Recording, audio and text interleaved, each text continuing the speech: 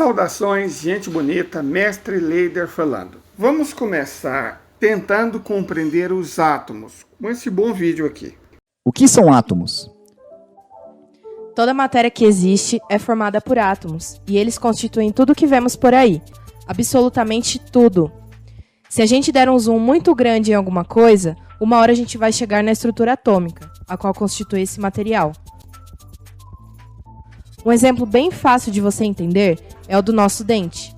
Se dermos um zoom bem grande nele, vamos chegar na sua estrutura cristalina.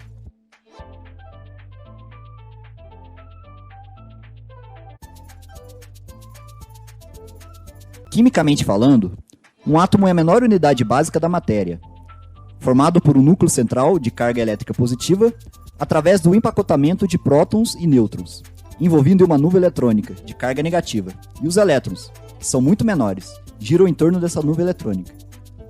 O que faz um átomo de ouro diferente de um átomo de radônio ou de um átomo de mercúrio ou platina, por exemplo, é o número de prótons, nêutrons e elétrons que existem dentro dele. E isso diferencia cada elemento químico.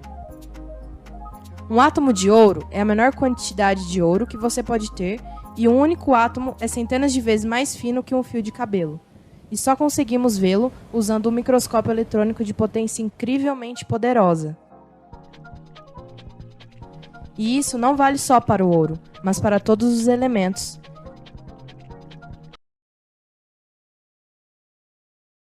Por que é muito importante entender isótopos? Por causa de 3 elementos específicos, de número atômico 92, 93 e 94. A saber, o urânio, o netônio e o plutônio, que são os 3 radioativos da classe dos actínios, que são físseis.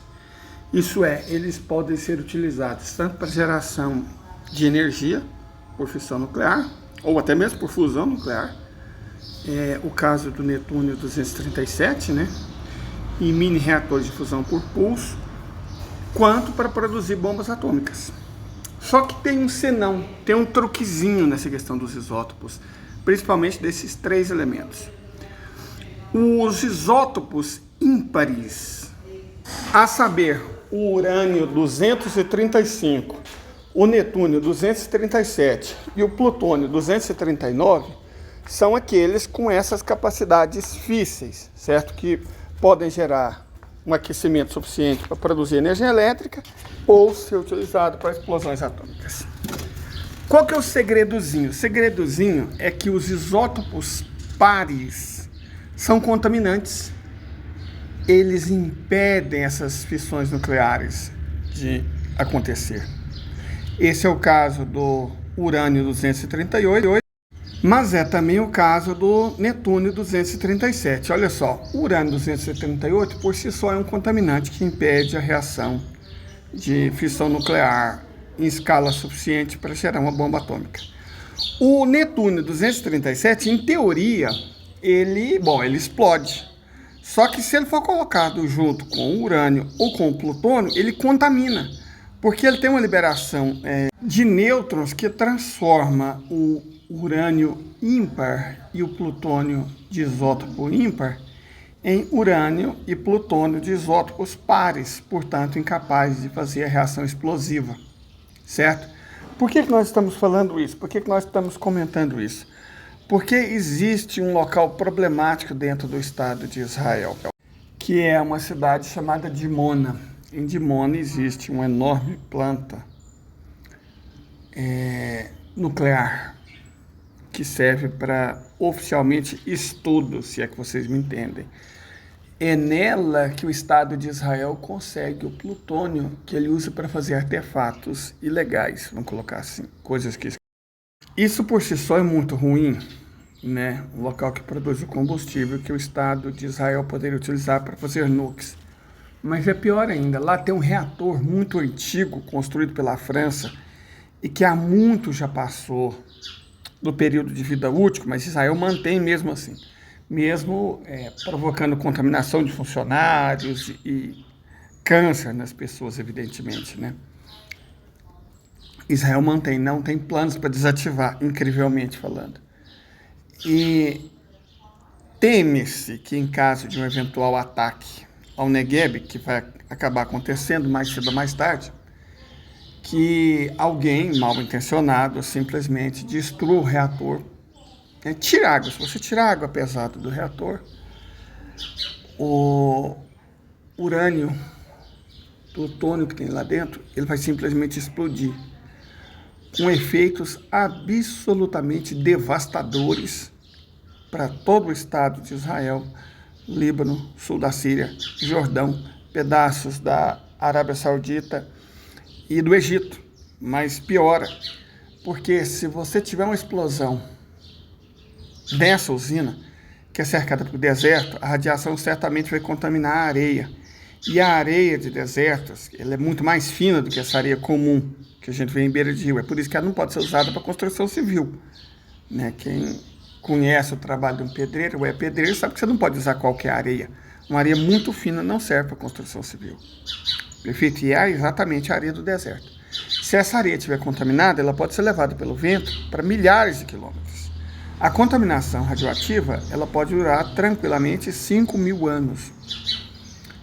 O que é um problema, porque, imagino que aquela areia da região toda que eu falei se torne radioativa. Isso é ruim no curto prazo, mas no médio e no longo prazo, essa areia vai sendo levada cada vez para distâncias maiores, certo? E vai se acumulando ao longo do tempo. Então, num primeiro momento, Ankara, ou Alexandria, ou Cairo, pode não ser atingido. Mas depois de anos recebendo areia radioativa, aí o problema se instala. A mesma coisa pode acontecer com Atenas, pode acontecer com Roma, pode acontecer com Berlim. Então, se essa areia contaminada, hipoteticamente, com rejeitos nucleares, com radiação, for levada pelo vento e ao longo dos anos for se acumulando nessas cidades, pode ser que ao longo de alguns séculos, a Europa Oriental, o sul da Europa, o Mediterrâneo Oriental, o norte da África, em particular, o nordeste da África e a Península Arábica acabam se tornando regiões inabitáveis por causa do acúmulo de radiação. Eu não preciso dizer o que aconteceria se as pessoas começarem a respirar essa fina poeira de deserto radioativa. Ela entra no pulmão e aí nem precisa ser um gênio para saber o que acontece quando o seu pulmão recebe poeira radioativa. Então esse é um problema. A cidade de Dimona, que vocês estão vendo aqui no mapa, onde fica essa instalação nuclear, que tem que ser desabilitada. Há como desabilitar? Sim, há como desabilitar. Por bem, você negocia, os russos vão lá, os chineses vão lá e desabilita, leva 2, 3 meses. Mas existe uma maneira que não é tão por bem assim. Você pode simplesmente, em teoria, atacar um míssil sem ogiva, acertar o núcleo do reator e nesse míssil sem ogiva você pode colocar urânio 238 ou netúnio. Isso não impediria o vazamento radioativo, mas impediria a explosão radioativa. Um vazamento, você pode conter ele num determinado espaço. Ele ficaria desabilitado por séculos ou milênios, mas impediria uma tragédia de grande alcance. Então, o vazamento você contém, a explosão é muito difícil. Não é, portanto, sem razão que o Iêmen já tem ameaçado a planta de Dimona e a República Islâmica do Irã também já tem feito isso, porque ela é um risco enorme para todo o Oriente Médio e para pedaços importantes da Europa e do continente africano. Isso ajuda a explicar por que o Al-Ansar e vários movimentos estão tentando atacar esse centro de pesquisa nuclear, vamos chamar assim, de Dimona. A chance do Estado de Israel usar isso como arma é grande. Isso que vocês estão vendo é o resultado das bombas americanas lançadas pelo Estado de Israel na cidade de Gaza. E um povo que faz isso, e eu não vou mostrar as imagens horríveis que têm circulado com o que eles estão fazendo com prisioneiros, com civis, com crianças em hospitais, Basta tentar ouvir o depoimento dos brasileiros que estão presos, feitos reféns na faixa de Gaza. Eles são reféns, estão presos como reféns. Tenta ouvir o depoimento de um deles. Desespero do cidadão e a preocupação com as filhas. Agora você imagina, e são pessoas que têm a perspectiva de sair. Agora imagina os 2 milhões que estão presos aí que não podem sair. O temor, portanto, é justificado.